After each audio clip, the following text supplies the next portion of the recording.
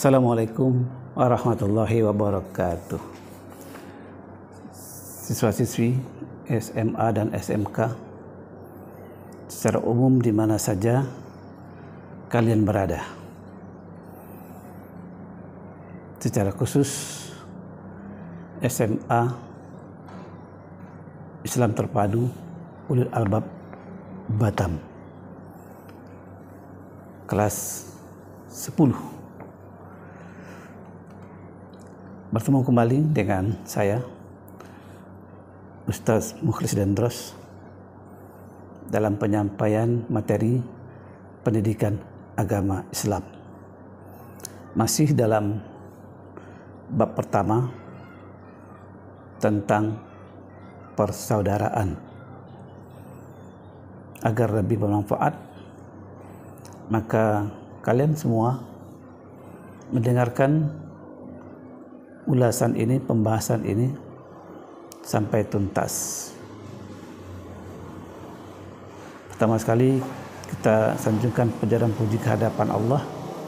Alhamdulillah, Allah memberikan rahmat dan karunia-Nya kepada kita, memberikan kesehatan, memberikan nikmat iman, nikmat persaudaraan, dan nikmat rezeki, di samping nikmat-nikmat yang lainnya. Kita hanya wajib untuk mensyukurinya. Kemudian salawat dan salam pada Nabi kita Muhammad sallallahu alaihi wasallam. Siswa-siswi sekalian,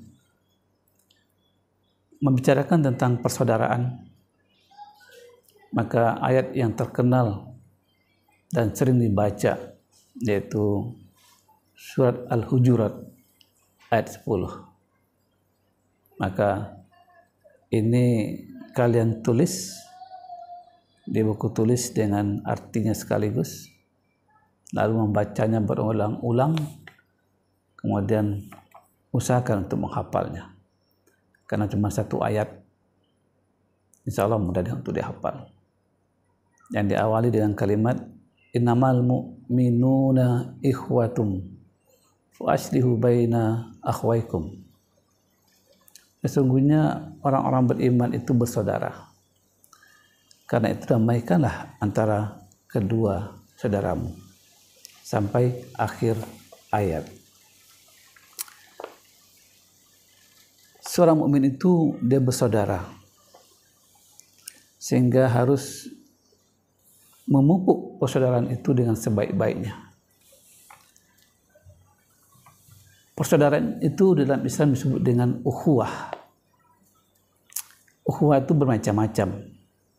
Ada ukhuwah basyariah, yaitu persaudaraan sesama manusia tanpa membedakan suku, bangsa, dan agama. Ini ukhuwah basyariah. Yang kedua disebut dengan ukhuwah watoniyah, yaitu bersaudara berdasarkan bangsa. Kemudian disebut juga dengan ukhuwah Islamiyah, yaitu persaudaraan secara umum sebagai muslim.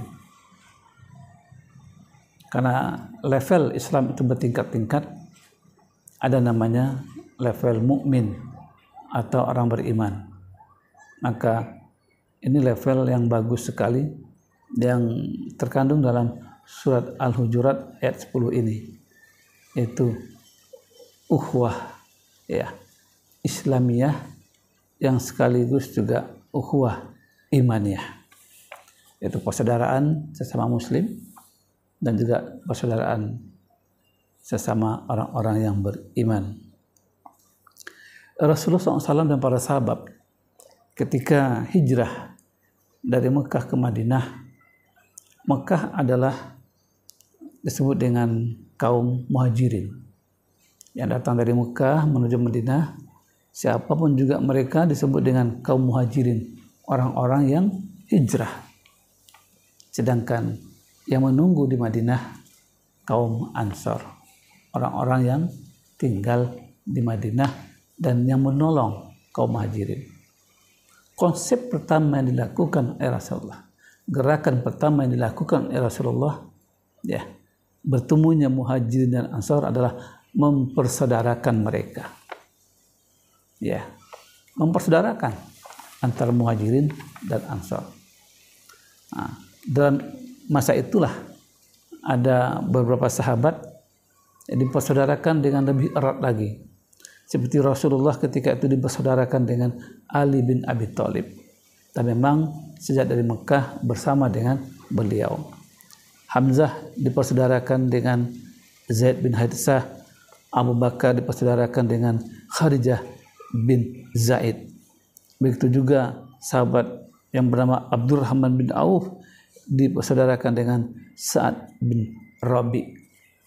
Nah, Sa'ad bin Rabi ketika itu bersaudara dengan Abdurrahman bin Auf, dia berkata, "Ya saudara, aku punya kedai mungkin, toko 2, atau ada usaha 2, silakan kelola 1, dan aku mengelola 1-nya. Dan bahkan dia mengatakan, aku punya istri 2. Pilih salah satu di antaranya, mana yang kau suka. Mana yang kau suka itu akan kuceraikan, kemudian masa iddahnya nanti kau bisa menikah dengan dia." Begitu persaudaraan antara kaum Muhajirin dan Ansar yang dipupuk oleh Rasulullah. Sampai menyerahkan hartanya, bahkan sampai menyerahkan istrinya. Tapi apa kata Abdurrahman bin Auf? "Ya akhi, tunjukkan kepadaku di mana pasar." Maka oleh Sa'ad bin Rabi ditunjukkan mana pasar. Nah, di sanalah Abdurrahman bin Auf tadi berdagang. Tidak langsung besar perdagangannya karena dari Mekah ke Madinah tak bawa apa-apa. Dia cukup menjualkan onta orang, ya, di pasar itu, lalu upahnya tali onta itu. Berkali-kali, bahkan banyak akhirnya tali onta itu akhirnya bisa seharga 1 ekor onta.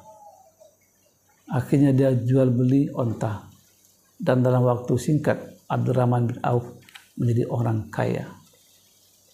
Ini kehidupan sahabat Rasulullah ketika hijrah, dipersaudarakan antara Muhajirin dan Ansar. Nah, persaudaraan itu sangat bagus sekali. Ya, persaudaraan itu dianjurkan, ya, karena bermanfaat. Pertama, terjalinnya ukhuwah Islamiyah, dapat memperbanyak teman dan saudara, dapat menambah dan menjalin relasi yang lebih banyak lagi. Jadi kalau kita punya banyak saudara, itu mudah untuk mencari pekerjaan mungkin, untuk mencari relasi, untuk mencari hal-hal lain yang bermanfaat akan diberikan kita pertolongan, dan dapat mempererat jalinan silaturahim dan kekeluargaan. Bahkan persaudaraan ini akan terwujud, ya, bahkan lebih baik daripada satu keluarga. Artinya kita lebih erat bersaudara dengan orang lain daripada dengan saudara. Kalau dengan saudara kita sendiri sering terjadi percekcokan, dan dengan orang lain kita bersaudara itu insya Allah kekal karena saling menjaga. Perilaku persaudaraan itu tergambar dalam surat Al-Anfal ayat 63.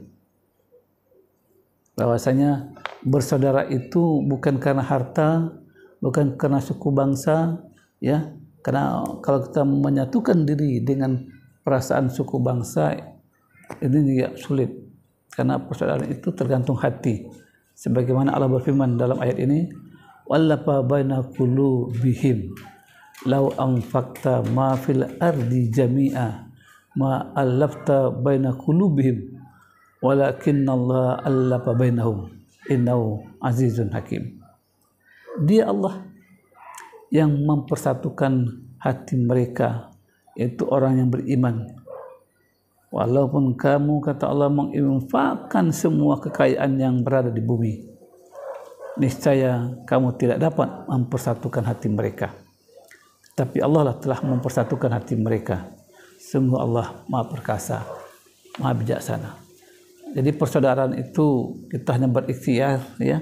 Tapi untuk mempereratkan persaudaraan itu, untuk menyatukan hati itu, ini adalah Allah, ya, karunia Allah. Ukhuwah itu harus diwujudkan dalam kehidupan sehari-hari. Tak abadikan dengan beberapa hal. Yang pertama disebut dengan at-tashrih, berterus terang dengan saudaranya. Ya, ini saudara saya, keadaan saya begini. Kemudian al-musyafahah, berjabatan tangan, ya, saling tenggang, saling tegur sapa.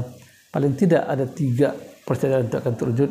Yang pertama yaitu salam, kemudian sapa, kemudian santun. Ini konsep dalam persaudaraan. Siswa-siswi SMA, SMK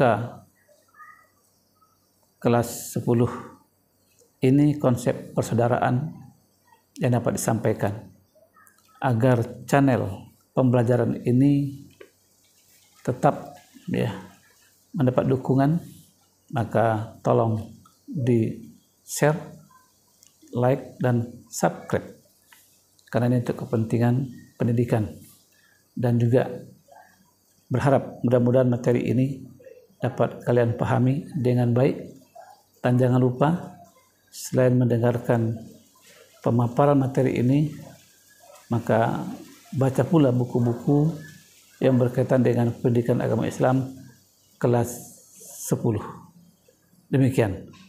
Lebih kurangnya mohon maaf. Billahi taufiq wal hidayah. Assalamualaikum warahmatullahi wabarakatuh.